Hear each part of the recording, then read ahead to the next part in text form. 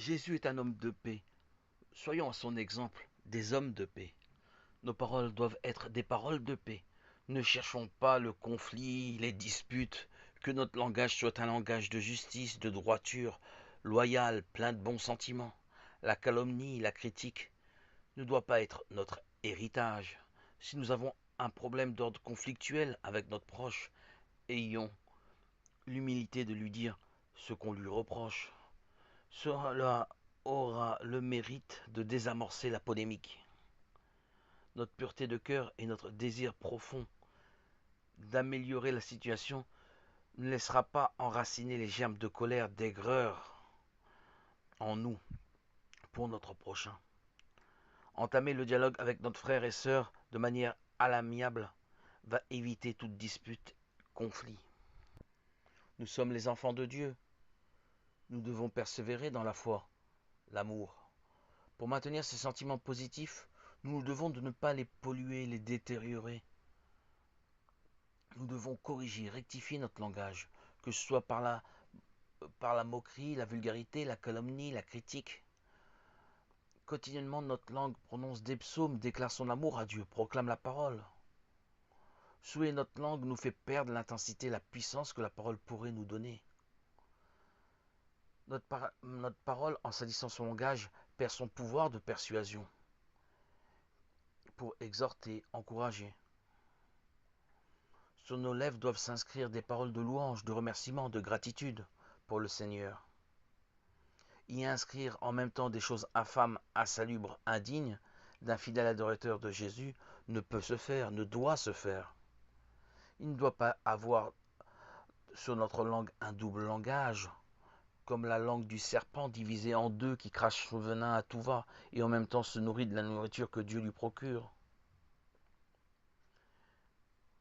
Gardons notre langue du double langage, hypocrisie, malice, et d'autre part, louange, prière, lecture de la Bible, qui sont la véritable nourriture.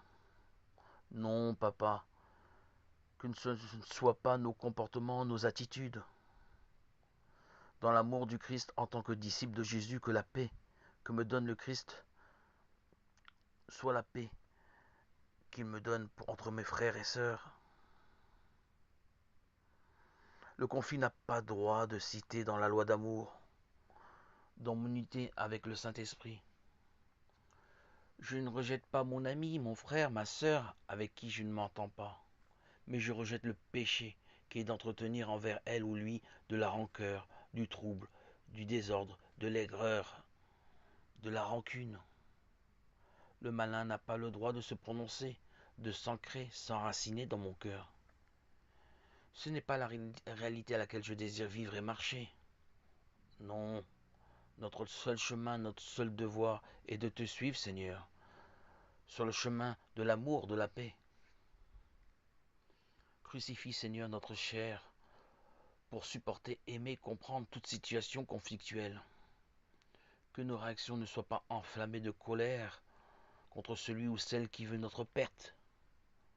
Rappelle-nous de te suivre dans l'amour, dans la paix, dans la communion avec l'Esprit Saint. Nous avons la foi, nous le savons, que cette épreuve avec notre frère et notre sœur qui se trouvent sur notre parcours sont là pour nous édifier, dépasser les réactions charnelles de colère, de conflit, pour être gérés par l'Esprit Saint et nous donner du mérite. Nous pouvons transformer les situations conflictuelles en situations d'apaisement et encore plus les intégrer dans ta vision d'amour, de compassion que tu as Jésus pour l'humanité. Jésus, avec toi, en toi et par toi, notre meilleur ami devient meilleur, notre meilleur ennemi devient notre meilleur ami. Tu es notre colombe blanche. Tu nous apportes la liberté de choisir la conciliation dans les situations les plus conflictuelles. Nous ne nous forçons pas. Ta paix nous donne naturellement, si je peux dire, de rechercher la paix avec notre frère et sœur, où il y a eu source d'irritation. La paix qui coule maintenant dans notre veine, qui est devenue de manière surnaturelle, nous pousse à être en paix avec notre frère et notre sœur. cette paix divine que tu nous as donnée nous pousse à aller rechercher la paix. Seigneur Jésus, Prince de paix, homme de paix, par ton esprit, nous aimons la paix, recherchons la paix, aimons notre prochain. Cet Esprit Saint que tu nous as donné à notre baptême nous fortifie pour rechercher et aimer la paix. Nous ne contrôlons pas cette paix, nous ne la maîtrisons pas, elle fait partie de nous, elle nous envahit, nous inonde.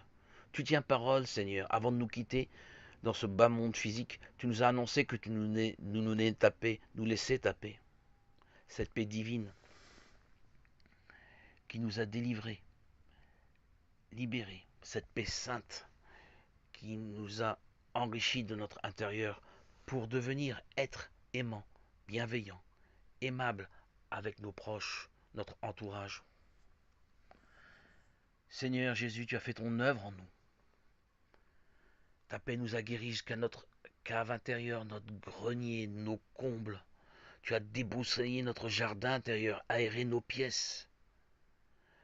Notre habitat aujourd'hui est nettoyé, purifié de toute immondice. Nous sentons bon. Nous sentons bon de ton parfum d'amour. Nous refusons les immondices, les déchets que la langue peut prononcer à tout va. Par ton amour, par ta paix que tu as incrusté, intégré en nous, notre langue adopte les louanges, non la critique, la calomnie. Notre langue refuse de fourcher comme le serpent qui a la langue divisée. Nous ne faisons pas de compris avec notre langue. Elle est destinée à la louange. Un point, c'est tout. C'est cela notre réponse au père du mensonge, qui est le diable, le serpent, le venin,